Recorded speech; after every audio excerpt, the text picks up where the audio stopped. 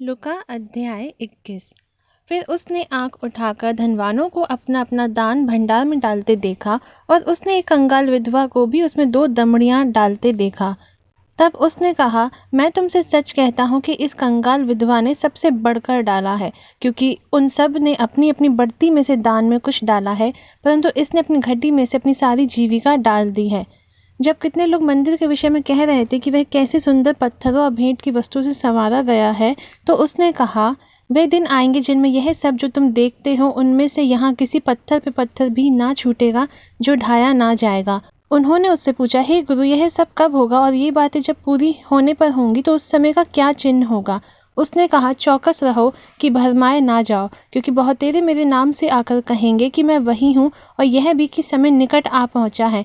तुम उनके पीछे ना चले जाना, और जब तुम लड़ाइयों और बलवों की चर्चा सुनो तो घबरा ना जाना, क्योंकि इनका पहले होना अवश्य है, परंतु उस समय तुरंत अंत ना होगा। तब उसने उनसे कहा कि जाति पर जाति और राज्य पर राज्य चढ़ाई करेगा, और बड़े बड़े भूइंडोल होंगे, और जगह जगह अकाल और मरियाँ पड़ेंगी, और आकाश में भयंकर बातें और बड़े बड़े चिन्ह प्रकट होंगे। परंतु इन सब बातों से पहले वे मेरे नाम के कारण तुम्हें पकड़ेंगे और सताएंगे, और पंचायतों में सौंपेंगे, और बंदीगृह में डलवाएंगे, और राजाओं और हाकिमों के सामने ले जाएंगे। पर यह तुम्हारे लिए गवाही देने का अवसर हो जाएगा।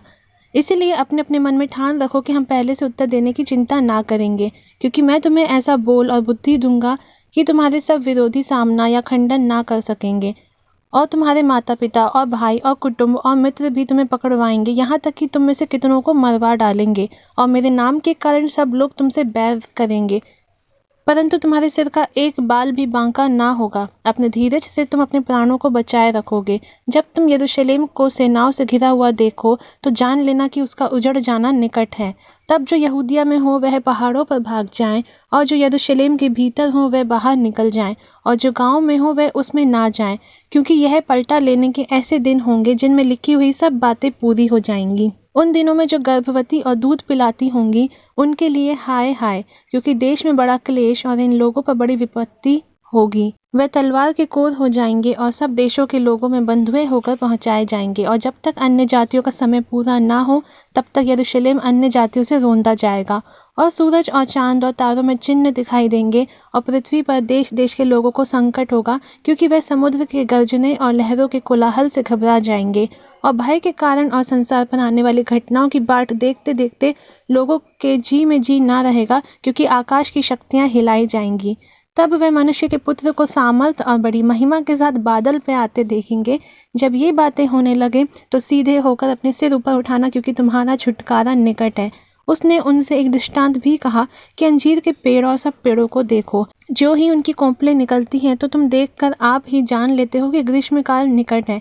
इसी रीति से जब तुम ये बातें होते देखो तब जान लो कि परमेश्वर का राज्य निकट है।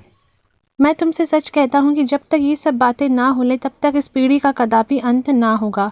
आकाश और पृथ्वी टल जाएंगी, परंतु मेरी बातें कभी ना टलेंगी।